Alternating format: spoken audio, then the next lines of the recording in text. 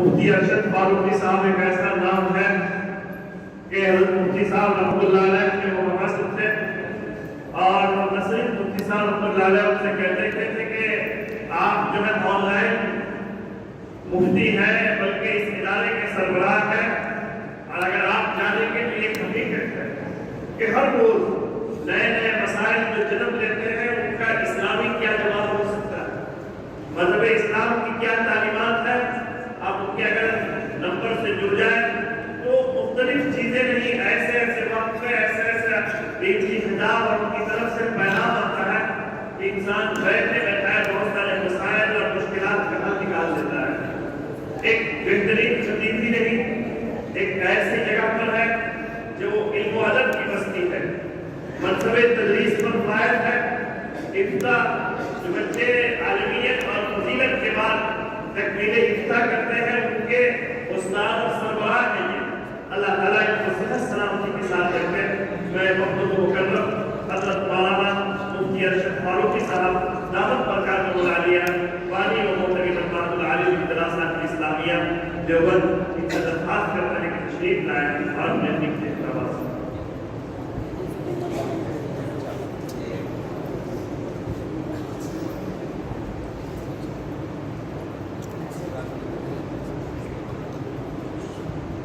بسم اللہ الرحمن الرحیم۔ صدر دی وفات علماء باعتبار سامعین پربہار در بہار، آپ کے سامنے کوشش ہوگی کہ 4 محوروں پہ مختصر گفتگو کی جائے۔ پہلا محور یہ ہے کہ انسان با اختیار بھی ہے، بے اختیار بھی ہے۔ دنیا کے بہت سے معاملات انسان کے اختیار میں نہیں، اسی میں سے موت بھی ہے اور حیات بھی ہے جو انسان کے اختیار میں نہیں ہے، اور ہر انسان کی عمر اللہ کی طرف سے متعین ہے، نہ ایک سیکنڈ پہلے نہ ایک سیکنڈ بعد کوئی مر سکتا۔ مفتی محفوظ الرحمان نور اللہ مرکزہ کا انتقال ہوا، انا للہ و انا الیہ راجعون کی صدائیں بلند ہوئی، شرعی کارروائی مکمل ہوئی، تدفین ہوئی۔ اب ہمیں حکم کیا ہے؟ سوگ منانے کا جو حکم ہے صرف 3 دن، 3 دن سے زیادہ سوگ نہیں منایا جا سکتا سوائے خاتون خانہ کے کہ ان کے لیے 4 مہینے 10 دن سوگ منانا۔ ہاں، ان کے محاسن کا ذکر، اذکروا محاسن موتاکم، محاسن کا ذکر، خوبیوں کا ذکر، خصوصیات کا تذکرہ ہوتا رہے گا، آنکھیں ڈبڈباتی رہے گی، زبان لڑکھڑاتی رہے گی، افسوس ہوتا رہے گا، دعائے خیر اور ان کے ثمرات دنیا میں پھیلتے رہیں گے۔ اس لیے ہمیں پورے عزم کے ساتھ، پورے قوت ارادی کے ساتھ، پورے حوصلے کے ساتھ، اس ذات میں اعتماد کے ساتھ جس ذات نے ان کو موت دی ہے، ہمیں آگے بڑھنا ہے اور حیات کو، زندگی کو اس جامعہ کے رد و ریشے میں بھر دینے کی کوشش کرتے رہنا ہے۔ قابل مبارکباد ہے عزیز ظفر اقبال کہ انہوں نے پورے حوصلے سے کام لیا، اور وہ ظفر اقبال ہیں، اقبال بلند ہو ان کا، ہماری دعائیں ان کے ساتھ ہیں۔ اس کے بعد دوسرا محور جو ہے وہ آج کی تقریب کا ہے۔ قرآن کریم آپ نے مکمل کیا اور بڑی تعداد میں طلباء نے حفظ کیا، اور नवाजा जा रहा है। तो एक हाफिज को कुरान याद करने वाले के क्या दर्जात हैं, उसकी बड़ी खूबियां हैं और उसको बहुत ज्यादा एवार्ड से नवाजा जाता है। पहली बात तो ये, जो हाफिज कुरान होगा वो इस मुसल्ले का मुस्तहिक, वो इमाम बनेगा। ये बड़ी खुसूसियत है इमाम। मेरे अजीजों, एक बात मैं कहता चलूं, रमजान आया चाहता है और शाबान इस्तकबालिए रमजान है। आप कुरान करीम को इस मेहराब में सुनाएंगे तो खुदा के वास्ते एक एक तरफ सही पढ़ना, वाज़ेह पढ़ना, तरतीब से पढ़ना, अच्छा पढ़ना और खबरदार हुरूफ को काटना मत, हुरूफ को बिगाड़ना मत, आयात को हज़फ मत करना, इतना रवा न पढ़ना कि लोगों के समझ में ना।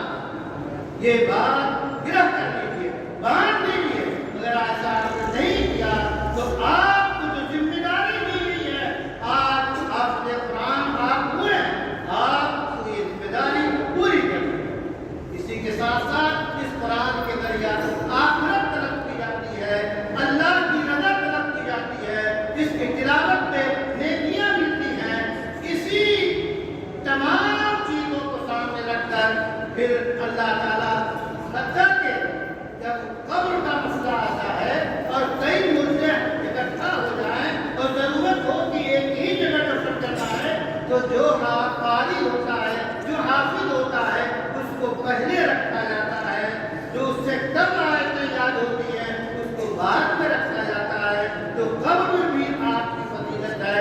इसके बाद आखिरत में वो ताज पहनाया जाएगा, वो जोड़ा दिया जाएगा, आपके वालिदैन को दिया जाएगा और आपके घरानों की मग़फ़िरत की जाएगी।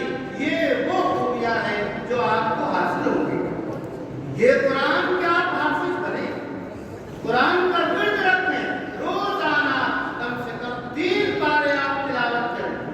हाफिज कुरान के लिए तजुर्बा है ये कि रोजाना कम से कम 3 पारे वो तिलावत करें तो उसका हिफ्ज़ हमेशा कायम रहे और उसकी आप पूरे तौर पे गोया उसका फायदा हासिल कर सकते हैं।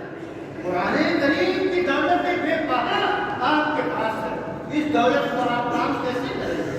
जरूरत इस बात की है कि कुरान के एक हर्फ को समझें और उसको इस जो है समाज में, मुआशरे में, इस दुनिया में उसको आम करने की कोशिश करें। बड़ी फजीलत है आपकी। तीसरा महवर है ये शाबान का महीना है।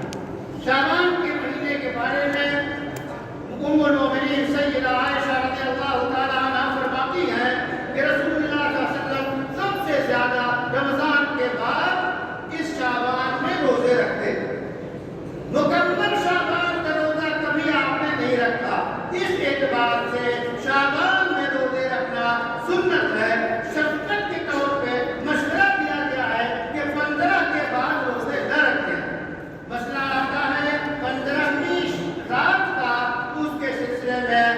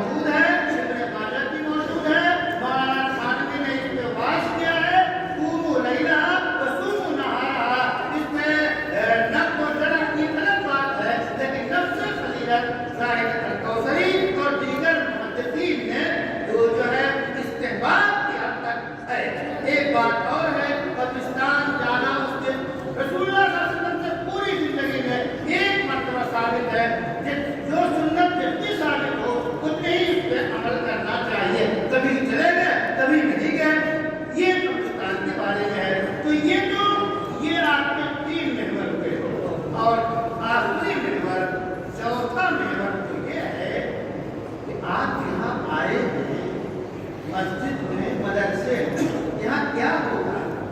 مدرسے میں کیا ہوتا ہے؟ مدرسہ جو ہے ایک کارخانہ ہے انسان بنانے کا، فیکٹری ہے انسان بنانے کی۔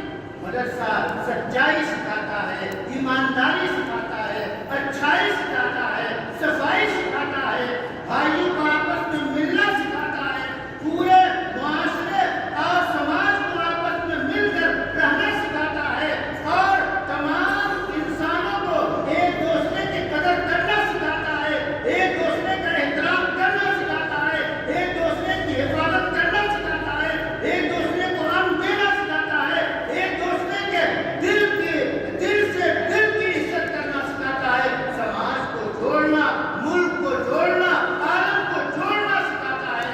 یہ ہے مدرسے کا پیغام۔ مدرسے کے نکلے ہوئے فضلاء نے ہمیشہ یہی کام کیا ہے۔ دارالعلوم کے قاسم نانوتوی ہوں، چاہے آخر تک انسانوں نے کیا کیا؟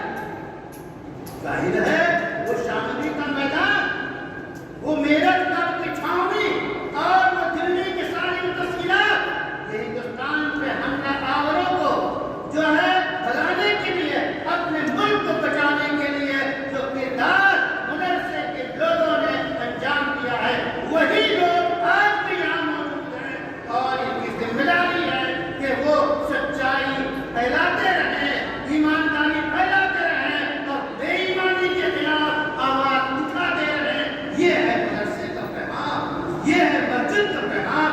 اس واسطے کے لیے 4 محور آپ کے سامنے بڑی اختصار کے ساتھ پیش کیے ہیں، اور میں شکر گزار ہوں یہاں کی منتظمہ کا، مولانا عزیزم ظفر اقبال کا، اور تمام حضرات کا جو ان کے معاونین ہیں، جو انہوں نے اتنی شاندار محفل جو ہے منعقد کی، اور یہ دیکھ کر ہمیں یقین ہوتا ہے کہ یہ بہار باقی رہے گی، باقی رہے گی۔ جزاکم اللہ خیرا و احسن الجزاء۔ بہت قیمتی اور بہت جامع خطاب اللہ تعالیٰ نے جن خوبیوں سے حضرت مفتی صاحب دامت برکاتہ کو نوازا ہے، بہت مرتب انداز میں اور صبح سے لے کر کے اب تک کا مکمل نچوڑ اور خلاصہ انہوں نے شریعت کے تناظر میں پیش کیا ہے۔ اللہ تعالیٰ ہم سب کو شریعت اسلام پر چلنے کی مکمل توفیق عطا فرمائے۔ آئیے میں پھر ایک اہم اور بڑے عالم دین